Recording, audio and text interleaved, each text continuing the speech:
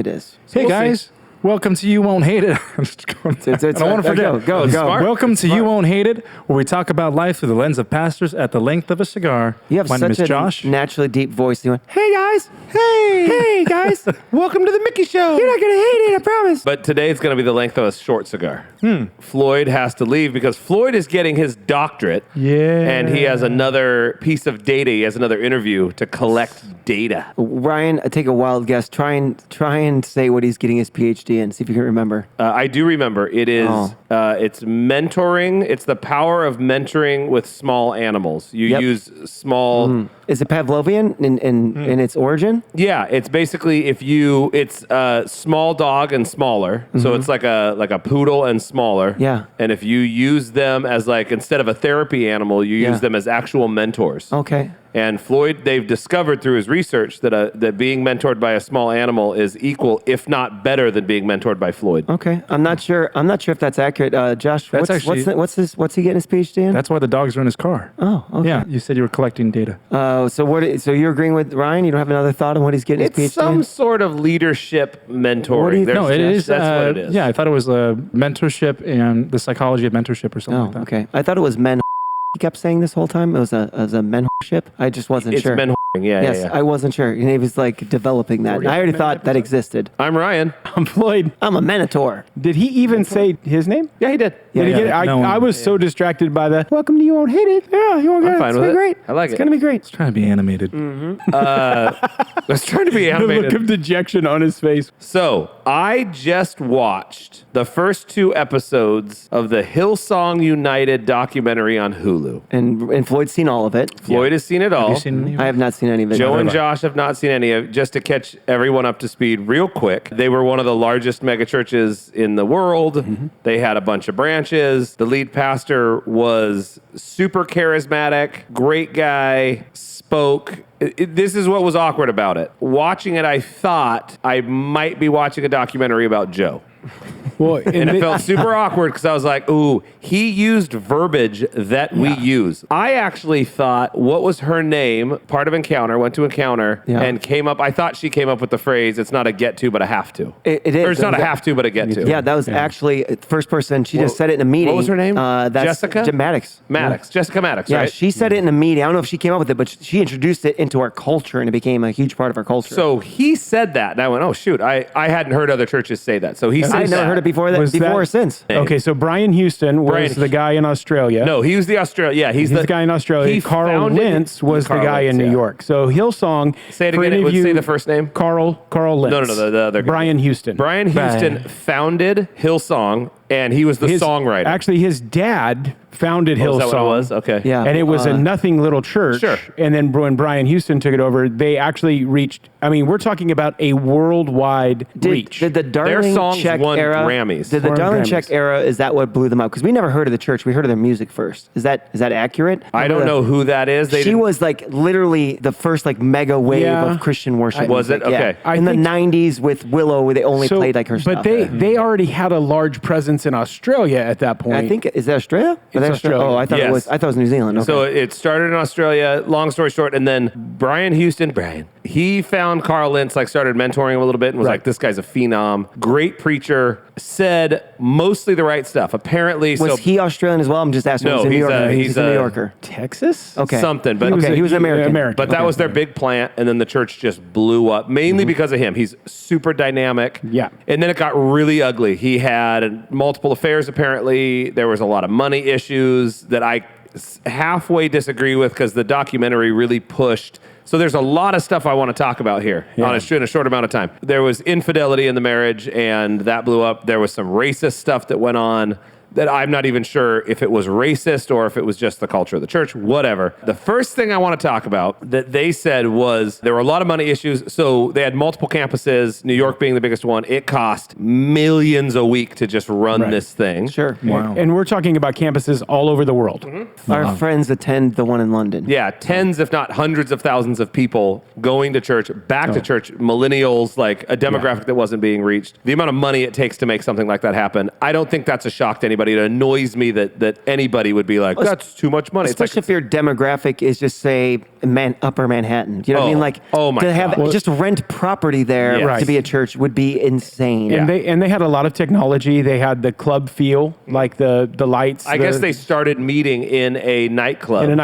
And they would talk about, like, had to clean up vomit, and everybody loved it. And all the volunteers were like, we're into this. I mean, I used to meet in a nightclub too. Was a nightclub. It was a nightclub. And people had to find all the stuff. It was insane. And so lines around the block to get into the building. The lines were amazing. It looked like a giant festival every weekend. Right. Like, it was huge. So imagine the cost of putting that on, just saying. Yes. And he was getting paid bank.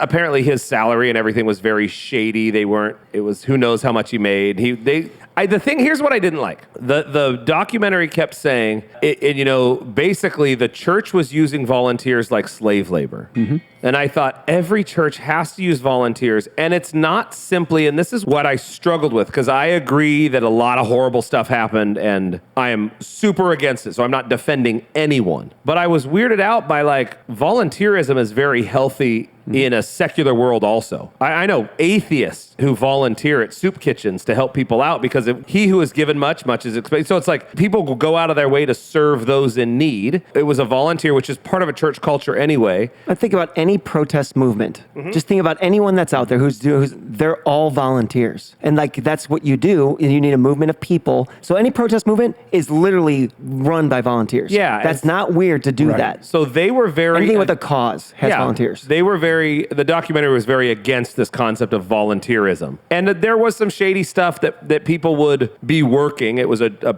salaried position. And at one point they're like, oh, well, we can't give people lumps of money. And it's like, but you can't. Like, one person said it's illegal to give people, like, a big lump sum of money. And it's like, for a church to do that. It's like, no, it's not. And so there was an argument there. There was a big discussion. But how would you combat that idea? If someone walked into this church, we have a ton of volunteers to make this thing happen on a Sunday. We have people who, everything from greeting at the front door to serving coffee to working in different ministries, childcare, you name it. We have a lot of volunteers. And some of them are good. Who? Just kidding. We love you guys. You guys are the best. You do a good job. I mean, honestly, and that's the thing is we love our leaders at this church. We pour into them. We do not have money to pay them as much as we want. No one at our church gets paid that much, so it's kind of funny to... The people who are on paid staff don't make that much money. And that's why it's kind of funny. And maybe that was the big gripe. Maybe it's the person up top is making a lot of money. And they're bringing in, so, if one campus is bringing in $4 million a week, they're like, well, where the heck's the money going then? And why aren't they being paid? So at the time, Willow Creek was the biggest church in America. My friends all worked there, and they didn't get paid very much. And they always say your paycheck is that Willow signs it. And they always say it, meaning like, this is a great step to your next church. This is it's like an apprenticeship. Yeah. So even when you get paid a lot, you're going to get a good job after this. You realize that the largest law firms in the country do that exact same thing. You get paid very little coming out of law school to work for the law firm as an intern, then you graduate up to a salaried position. They all say, we are paying you very little because our name, Goldman Sachs, on your resume means something. And Willow didn't hide it. They're in the same boat. They're like, this is going to be like, no, going in. Just like we with anybody else. If anybody's volunteering, we're just super upfront. Like, we just don't have the money. We don't have That's money. The difference. Like, and so we're not making you do this. I will say, here's the difference with me, and I would say us. I don't think we've had this explicit conversation. I want to overpay people. Of course. Yeah. Mainly because I want you to feel valued, and there is value in that. I don't like that leaking too much into church because what you get paid is not your worth. Right. But I want to pay people more than they should be making. Mainly, I mean, that makes you happy. Like, it makes your employee happy to be on the job. Yep. Well, and there's a quality that you get with that too. Even from a completely secular standpoint, the higher paid organizations have the best talent. Sure. And so there is something associated with that. We have a person here who essentially is a volunteer. She makes very little money. This is how I would combat it. And she spends a tremendous amount of time here. I was having a conversation with her expressing how bad we feel at the amount of her income. And she said to me, oh no, I don't know that I could take more money because this is the first time that she has ever felt like a part of a community. Yeah. Sure. So here's what is interesting though. When they interviewed all those people from Hillsong, they all said it was a real part of their culture to say, how lucky are we to get to do this? Mm-hmm. So they had, and here's the deal. I think that's real and true. The documentary then turned around and painted it as what a great way to brainwash people into making them think that they should be doing this for no money. And then they take advantage of that. They take advantage of that emotion. Did they? I don't know that they did. I've been a part of a church of churches that have done that. Churches are notorious for burning people out. I'll give you that. I just think back to my own volunteerism. Just think of that. I always think like any volunteer position I had, I never felt like someone was taking advantage of me. I chose to be there. I wanted to be a part of it. So forget ours. I just wanted to do it. And as a disclaimer, none of us worked there. I have no exposure to Hillsong. I thought some of their songs were amazing, but I know very little about that church. I'm using that church, so I don't want to make this sound like I'm bashing on Hillsong, good, bad, or indifferent. Right. It's more a launching point to how would you combat someone coming to you as our church and saying, hey, I noticed you guys have a ton of volunteers that you're not paying. You're working them. They deserve to be paid. I don't think that's right. Oh, I think it's easy. I'm like, you opened with your answer.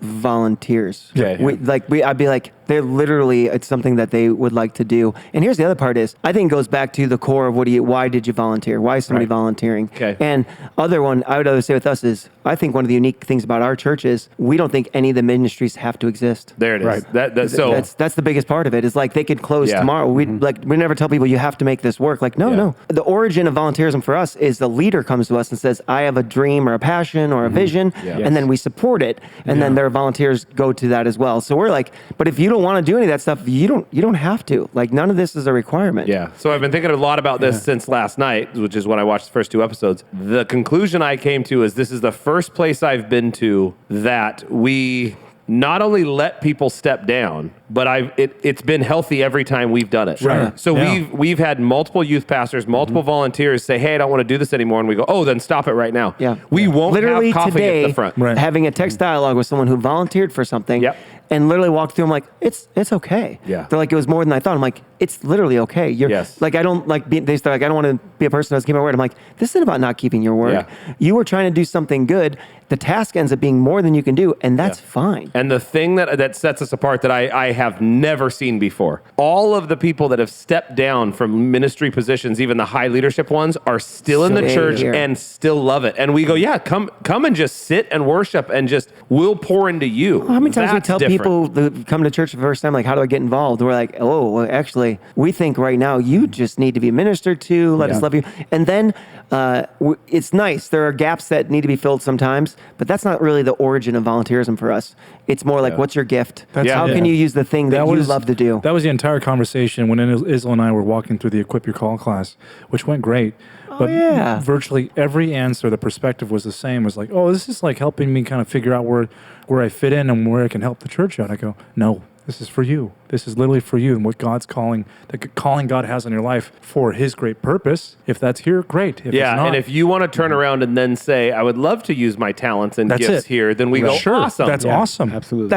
And that's the healthiest version of it, honestly. Yeah. And even if in 2 weeks you go, hey, I was wrong, I don't want to do this. Calling we go, somewhere else, like, cool. And then the other part that's not bad either, it's like, hey, my kids use the children's ministry. I think I should volunteer there to contribute, even though that's not really my gift to do children's ministry.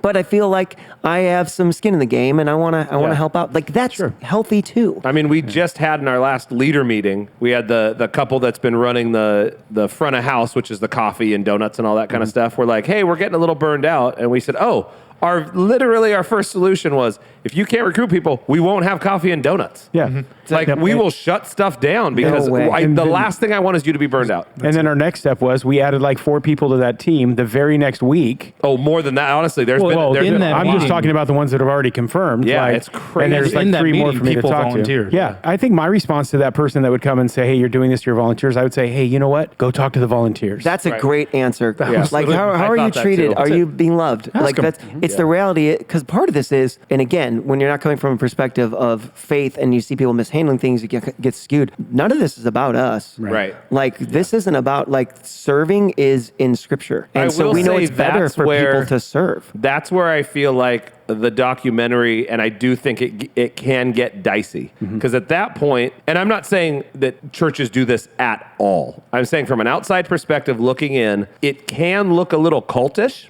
Right.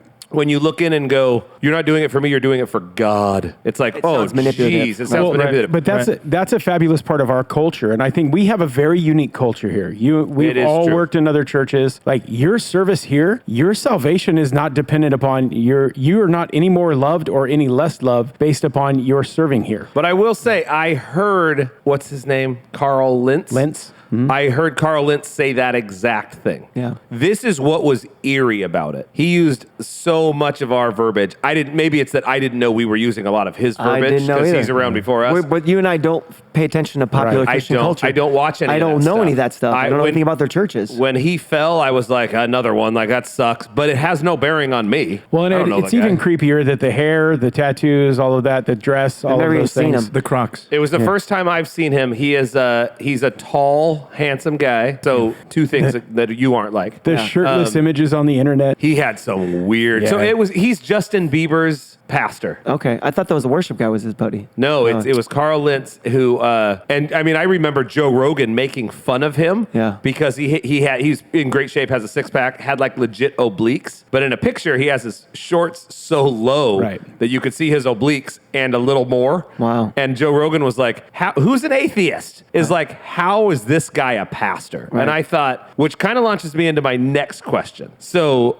there was a lot of moral failings in the church. In fact, that's where the term, I didn't know this, but moral failure was coined, they said, was from one of the other church planters, part of that Hillsong group. That was the first time it was said. Instead of an affair, they said moral failure. They according to the documentary, they said, like, this is where that came from. With the affair? Yeah, it was not Carl Lentz. It was another guy. It was another church planter who they said, they basically just told everybody, because when he stepped down, he did a public step down, and he was like, I'm just going to take time for my family. We're going to get back. We just are getting healthy. And then they had to come out with a little press release that said he had a moral failure, because everybody's like, what are you talking about? He was doing great. So there's the moral failures.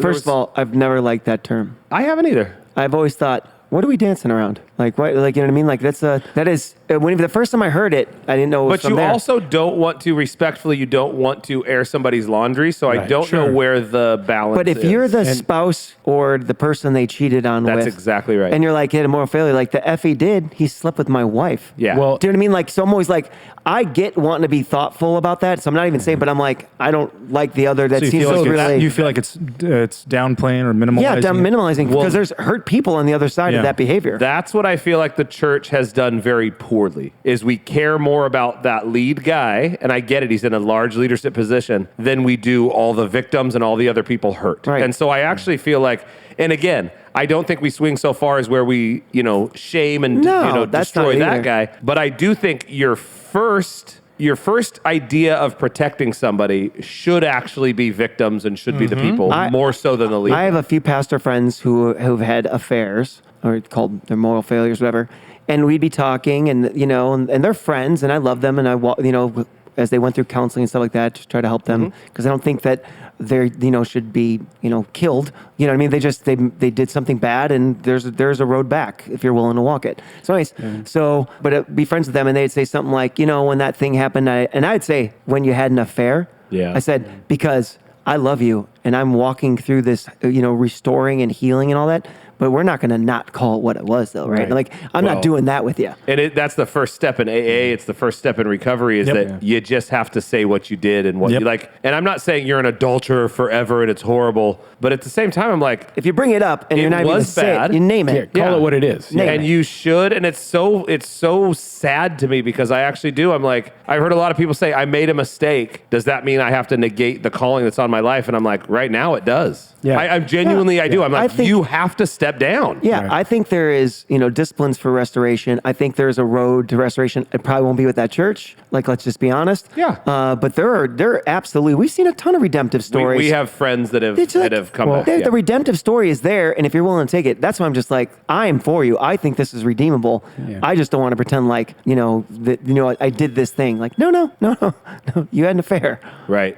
So you guys know, I've had to walk through this. I've been the guy. Man. I genuinely genuinely thought you were looking at me and you're saying, like, You know, I had an affair. I thought he was going to say that. And I'm did like, too. dude, I did not know that. And we should turn off the cameras right now. I'm like, that should I have was like, I did not know that, and we should zoom in. right now. I consulted with you when I was having to walk through this. Now, in that another case, person. with somebody else. With I was somebody who having had to it, walk with somebody who did someone that. through this process. That's a digging better that word. hole. I know. It's awkward. I walked another individual through this process. Right. Better? In that case, it wasn't an actual physical affair, but it was a moral failure. And that's how we referred to it. In my conversations with the individual, we called it what it was. Like, we called it a moral failure because that's what it was, but we were very clear about what it was. The very next day, I got the contact information of the primary person that this situation happened with, and I reached out to them because I didn't want them to feel neglected. And I think that was a part of it was in consultation with you guys. You guys suggested like, hey, don't forget about the other people involved. And I was like, absolutely right. So I made that effort and we reached out and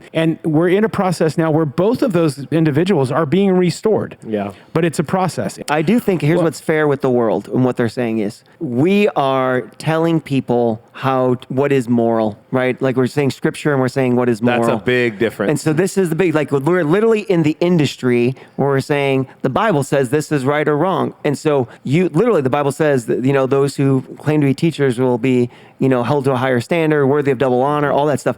And it is one of those elements where you're like, listen, I get why the world's mad at it and why they're coming at them and why they might want to come at us. I'm not even mad at them for saying, like, you are the one virtue signaling, saying, we know what the Bible says, we know it's right or wrong. So when you then go and have an affair and the world comes at you, I'm like, yeah. They're not wrong. They pointed that out actually because he was such a big purity for marriage. Like, you do not have sex before marriage, and then once you're in marriage, it's a great commitment. He was so big on that to then literally have a side piece for a while is what it sounded like. Was shocking to everybody. Yep. They did say that makes it so much worse because you were yelling and screaming about how important this was for you to then do it. Well, and a massive public figure, huge following, huge social media following, podcast. He was like the pastor to the stars. He had basketball players, like a lot of Bieber. wealthy people. Yeah, Bieber, like a lot of people had him as their pastor. It's like what you talk about, what you've mentioned many times through episodes. What people are harking on the most is typically what they're struggling with. I was did gonna think say, that isn't that a because he weird was yelling psychological loud. piece? Yeah. Yeah. You know what I mean? I Like, learned that from a dog. we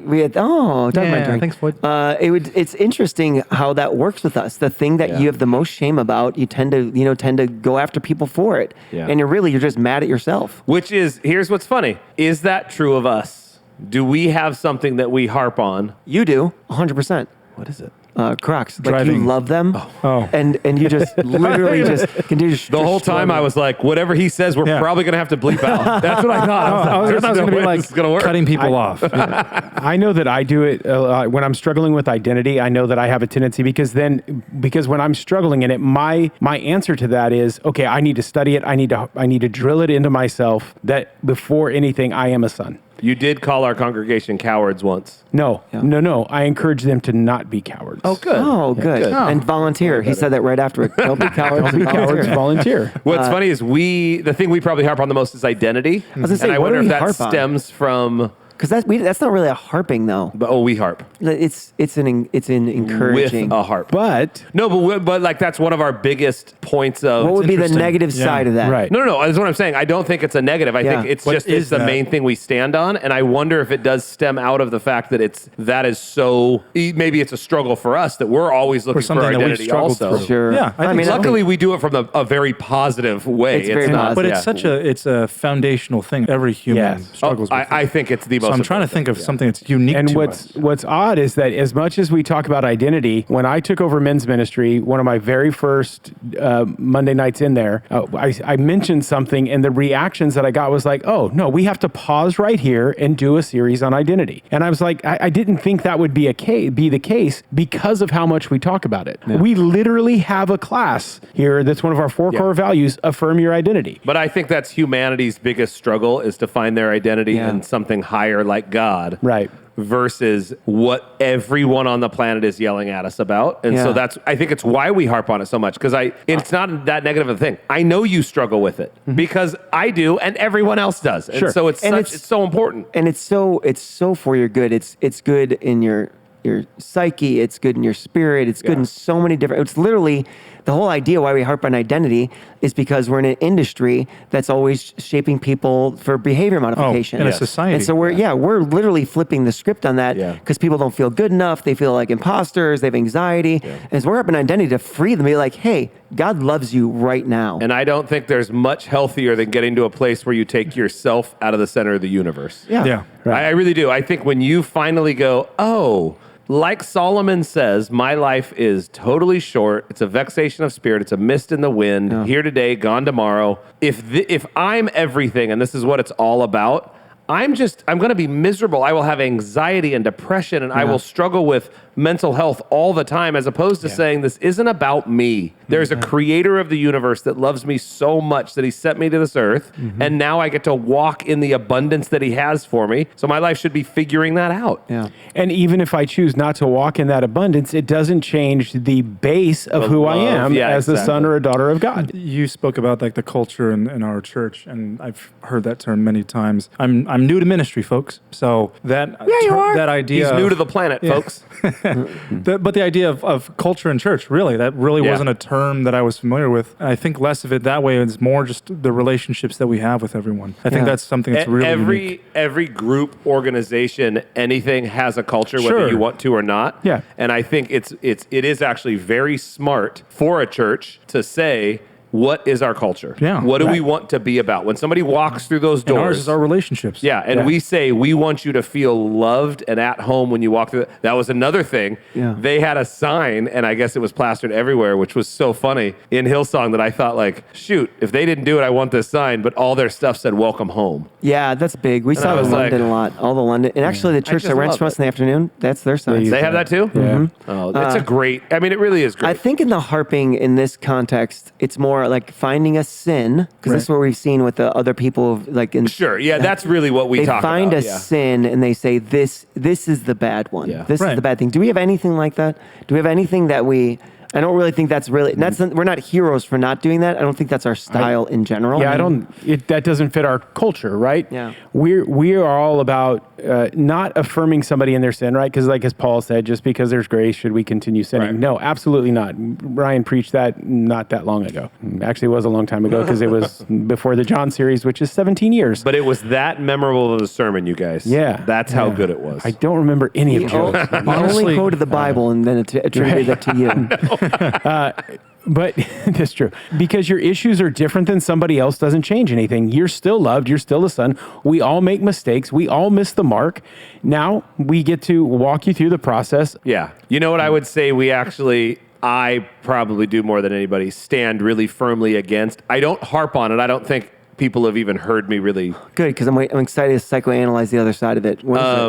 Is gossip and hurtful. I don't preach about it, but like when it happens, I go out of my way to stop it. Okay. Drama of any kind. I call it drama, but it really is when you... That's a personality thing. When you talk crap on somebody else behind their back, I'm just like, look, family doesn't do that. We don't have that here. If it's a genuine problem, you need to go to that person. If it's not a genuine problem, you need to seek the Lord for what your problem is. Yeah. It's just not that little nitpicking, backbiting. Yeah. It will erode a beautiful thing It's faster cancer. than anything. It makes me so sad when I see it. It might be a personality thing, but it's a shared personality. Sure, but as an Enneagram 8, like betrayal is like you hate betrayal. Oh, sure. And gossip is betrayal. Joe You're betraying people behind their back. Enneagram, by the way, sorry to cut you off. That is going to be a topic for a future episode once I do some more research, because I have heard multiple times now that the Enneagram is in reference satanic. to something. Yeah, That it's I've heard that and too. I'm like, I just want to know. I want to. That's the pentagram?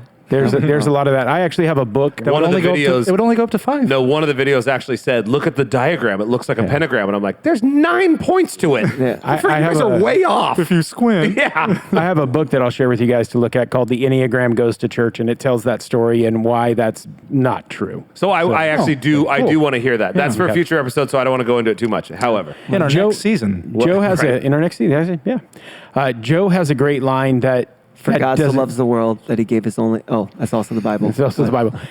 Just because we disagree doesn't change the fact that we're family. And when two guys or two people are in a disagreement, he would say, hey, how would you treat your brother? How would you treat your sister in this situation? It doesn't change the fact that we're still family. Yeah. We still love one another, and we're going to react like that. Yeah, we're going to fight sometimes, but it doesn't change the fact that we're family. All this leads me to my actual question. I love this. I'm actually bummed you have to leave because this should be a 4-hour episode. Yep. Because with all that stuff, I wrote a question that I had for all of us, and it's basically, how far should we set ourselves apart from culture? So there is a concept that a Christian is set apart. We're called holy. God does set us apart, so he does that on his own. I do think there is a concept of living above reproach, and so they started pointing to all this stuff that basically, it looked like they were trying to look just like the culture to attract the culture, and they were pointing that as negative, and I was like, I don't know where that line is, because at some point, our music is contemporary. Yeah, Paul says I became all things to all people. So that's the tough part. So I'm trying to think through some of it actually, and I wrote a little stuff about this because I was like, some of it I start to feel old because I'm like, oh, maybe I'm just being crotchety and being like, I don't like that the young people do this. Some of the terminology that is used, like when young people reference body counts, I actually I don't like murders, right? Well, if that'd be fine. There is a great quick side note. There is the funniest interview. You know what body count is? It's how many people you've slept with. That's the term. And so they asked that. And these guys were doing. I did not know. Yeah. So they use that as a term for how many people you slept with. And they were on the street and they asked this older guy. They go, what's your body count? He goes, honestly, probably 1 or 2. And they're like, oh, that's not a lot. And he's like, yeah, I mean, I served some time for it, but. And they're like, oh my gosh. We mean something on different. the street, he was like, I murdered a couple people. Yeah. It was unbelievable. That's anyway. amazing. I think that the heart of it is the same as it is for just about everything else for us. It's the attitude, not the action, right? It's the heart with which you're trying to imitate culture or be part of culture. Are you trying to distract from, or you do it because you're doing it because it's more appealing to the general public? I don't know how all that plays with body counts. I'm back to the question. That was a weird segue because I was saying like terms like that annoy me, like slang like that, and that's when I go, okay, so I'm even struggling personally with how much of culture do I not like simply because I am getting older, and I'm seeing things as like, I just don't like a lot of that. And some of that has crept into the church where I'm like, look, I don't want to do those kinds of things. I didn't know Hillsong was actually a very charismatic, very Pentecostal church. And there were things that were going on in there that I'm like, I just don't like it, but I can't really point to it and go, it's wrong or sinful. And I was trying to balance what is it that I just don't like because of my personality, or what is it that I think is falling into this trap of we want to attract people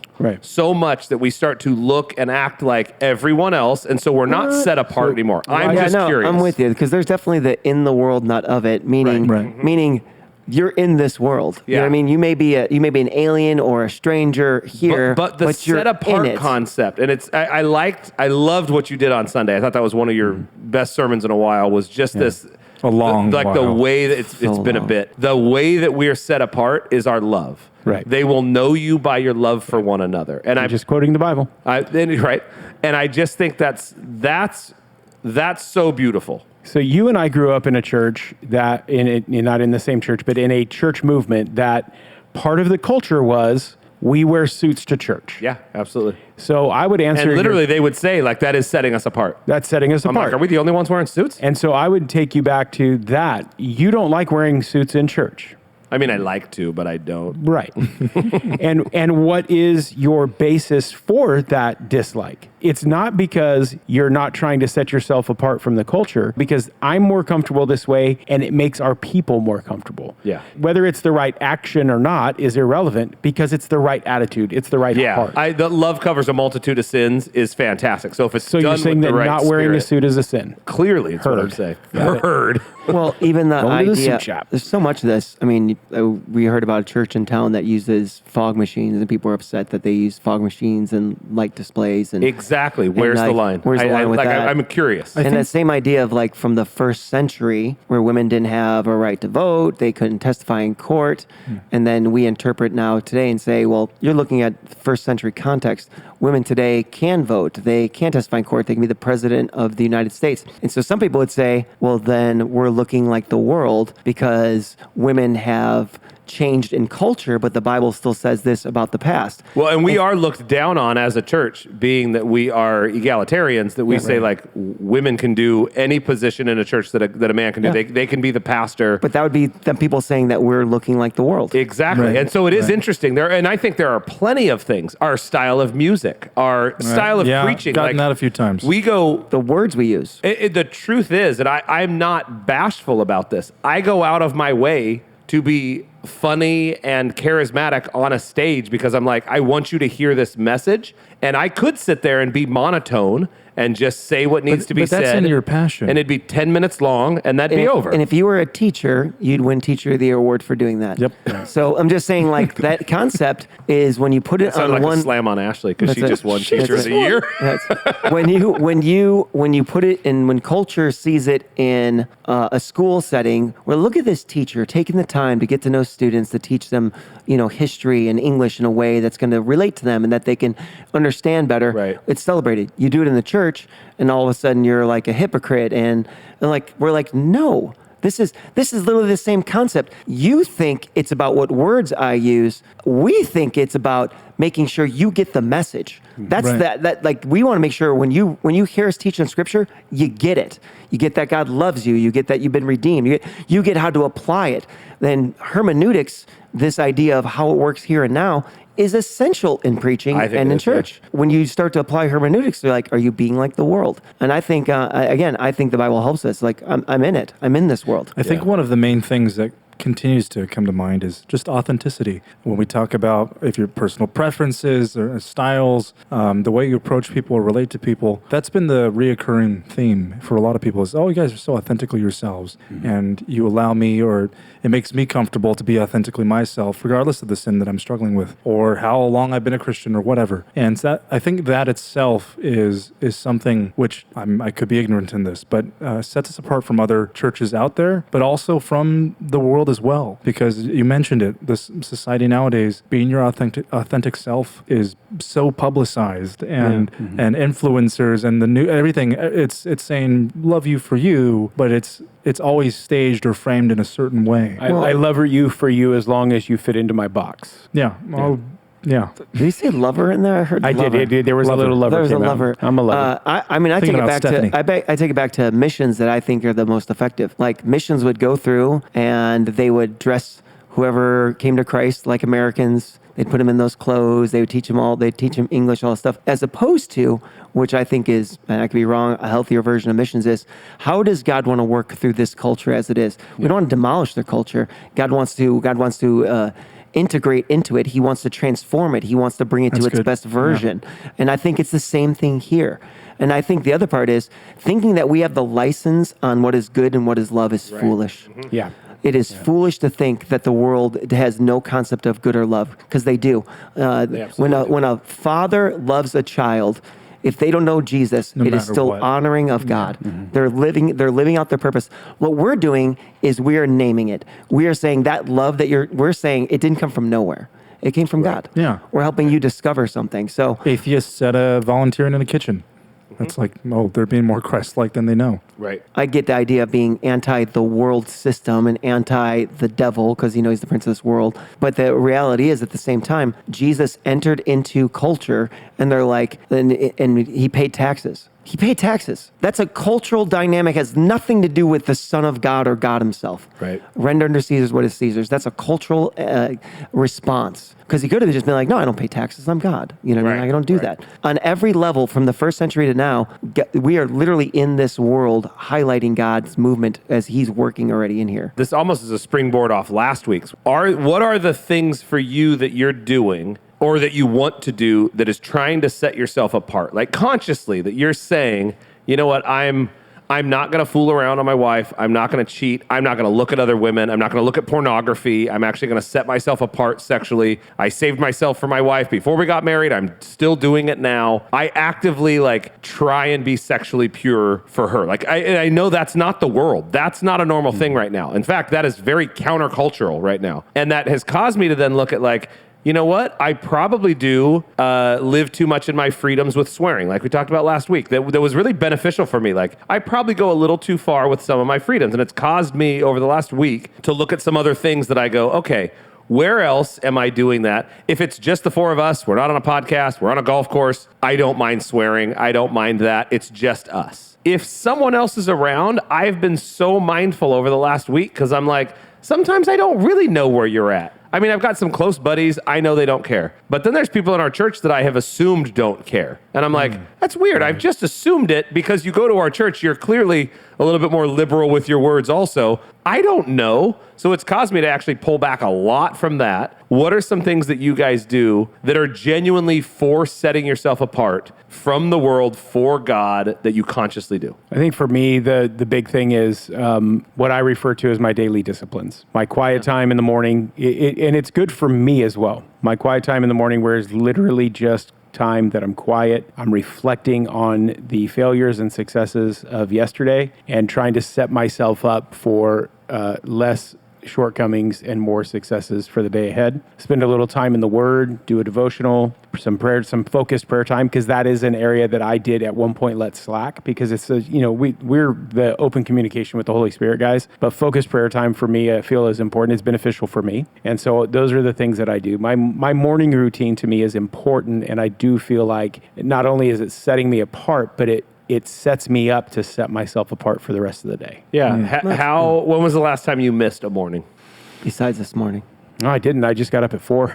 I got up at 4 this morning. Have you missed one in a while? It's been a while. It's been a long time. Do you feel super guilty when you miss one? I don't. Good. Okay. I don't walk in the shame of that. Joe and I have talked about this a lot. Yeah. We both had like very strict times, and I realized I was so religious about it. It was harming my relationship with God. It was actually really harmful. I've been there too. Yeah. It became unenjoyable. Yeah. Became a had to, not a get to. Yeah, it really did. Yeah. How about you, Josh? Obviously, like I don't drink or do drugs or anything. Another thing is I'm not really on social media as much at all anymore because it really was just kind of just a sucking up time and energy. And it's oddly harmful and as much as I don't want to admit it. I think social media is freaky. Oh, for me too. And so I'm like, you know what? I still have some of them because it is good to stay connected. But other than that, I'm sure there are other things I could think of. But those are the two that came to mind. I noticed I would consistently feel worse after I would scroll Instagram. Like I'd feel worse about myself, worse about the world. Seeing all the bikini bodies, and you're like, oh, I feel I was like, terrible. where's my bikini body? Yeah. But I was just like, it would. Why don't you model one, and we'll just. I'll show you. Yeah. We'll just talk about it. It would seriously. It would promote jealousy in me, and I'm like, look at this guy, and I'm like, he's been freaking working out for 4, and I'm like, what am I doing? Yeah. So I don't scroll Instagram or Facebook anymore for that reason because I'm like, it's not healthy for me. Yeah. You do whatever you want. I'm not telling you to do anything. But I did notice like that was a huge shift for me also with social media. Yeah. I would say mine isn't, it's probably not that amazing, but my active thing where I set myself apart is grace and trying to see people's perspective. I just try to actively, I want to see it from their shoes. Do you know what I mean? Like, so just to be more gracious to people. And so I think that's probably the area I try to just, in any room, I'm just like, how can I be gracious? How can I see it? How can I see your side? Yeah. So I just feel like there's not a lot of that in the world. And so that's kind of the gear.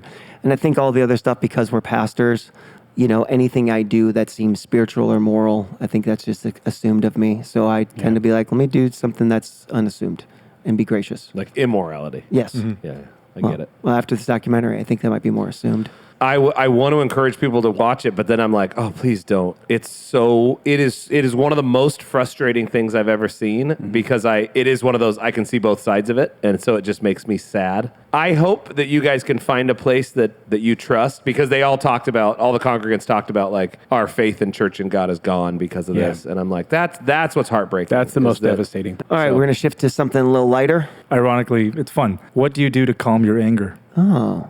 I don't get angry. Oh, get out of the car. Driving, man. I still got a little bit of road rage. No, I got a lot of it.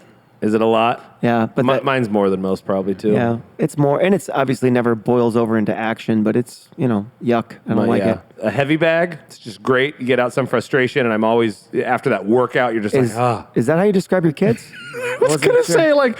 I never called them a heavy bag before. So a little bit of time on a heavy bag. And honestly, I'm a massive extrovert, but getting alone is over the last probably 5 years, I was shocked at how much I needed alone time. It's so good. A 4 doesn't get to talk to that. Okay. But I will spend a lot of nights where I at least spend a couple hours in the hot tub or outside where I can it's almost like detox. and I get with the Lord and just go like, half the time it's like, God, I'm sorry if I didn't. And he's like, dude, I love you. And we just get to have that little, because I get frustrated throughout the day. Episodes. Yeah. Heavy bag for me is a great tool. That was one of my best purchases. Shepherd is just taking the beating. It is therapy. I'll tell you what though, man, he is tough. Yeah, he's toughing gotten it up. tough. And then another thing is for me, it's like a pre-tox. It is that morning routine of making sure that I'm quiet. It does help me a lot. Pre-tox. I never heard that term. I've never heard that term either. Is that a real term? Maybe, but I've never heard it before. So I actually really like it. Get your doctorate and then coin it. coin that. Yeah. That's right. And then It's going to get and then- published with one word. And then recognizing that everybody's entitled to a bad day. And just recognize that, hey, their brokenness is showing itself a little differently than mine. Yeah, that's funny. It sounds like my wife. My wife reminds me all the time when people do something I don't like. Might be totally normal. She's like, dude, they might be having a bad day. Like when you have a bad day, you drive poorly, you're aggressive, you're Sure. mean, you're harsh. You're late, you're She's whatever's like, going on, yeah. literally the person you ran into at the store that you didn't like how they acted towards you. Who knows what happened that morning? Yeah. She reminds me of that a lot. So I think that's Yeah. very healthy. How about you, Schwa? Yeah, it's that understanding, being a 4, empathizing and placing myself in their shoes, just thinking through that they are their own person who knows what they're going through. Prayer and laughter. Like I will try to see. I will go and like look up a funny video. It's the same. The shouting badger that's just sitting on the cliff. That breaks me out of it. I that's kid you good. not. I have it saved on my YouTube just That's to like. awesome. That's good. Mine, I think laughter is just the Helps. best. It in actually, so many in most areas. situations, I thought I can think through that have de-escalated. It's usually through laughter. Yeah, Oh, even good. today. So we were on the golf course. Joe may or may not have hit somebody with a golf ball on the fly with a drive. We yelled for like crazy. He got hit when we walked. We drove over there thinking, dude, they're going to be, because they didn't hear us yell for, so they yelled back at us. And we're like, dude, they're going to be mad. After 2 seconds, we were all laughing, and it was great. Yeah, it's easy. So I think laughing is, Joe's still cringing. Not everybody was Yeah. laughing. well, the guy who got hit actually never laughed. He was like, mine's. I usually ask myself, what's this really about? Anger's an easy emotion, and it's usually connected to something else, and so it just kind of pops up real fast. I like that. It is the easiest one to Easy one. slip into. It's an easy emotion, yeah. And so I'm always like, what's this really about? And so, like, I was like, when I was younger, when I first got saved, I was always like, somebody's disrespecting me. Do you know what I mean? Like, and then as I got more curious about them, like, and what if they are? Like, what's that about? What's what is that? And I just try to unpeel that. Obviously, that takes some time to do that, but it really is. I try to get to this place. I'm like, what's Unpeel is putting the peel back Unpeel means on. you're wrapping it back up. yeah. Just saying. So there you go, peel. There you go. Stephanie How do I peel says this? unthaw. And There you you're go. That's actually go. funny. Freezing it? So you froze it? Yeah. So that's mine. Mine is just like trying to be like, just be curious, like what's really happening here. And that is a process. I'm like anybody else. The fuse gets lit. It's not like all of a sudden I'm like, oh, let me just be real curious right now. When I calm down, I'm like, what's really happening there? Yeah. And if I do that, that actually helps it not happen again. Yeah. good. Hey, thanks for joining us, guys, on the shorter episode on You Won't Hate It. I'm Josh. I'm Ryan. I'm Floyd. I'm Joe.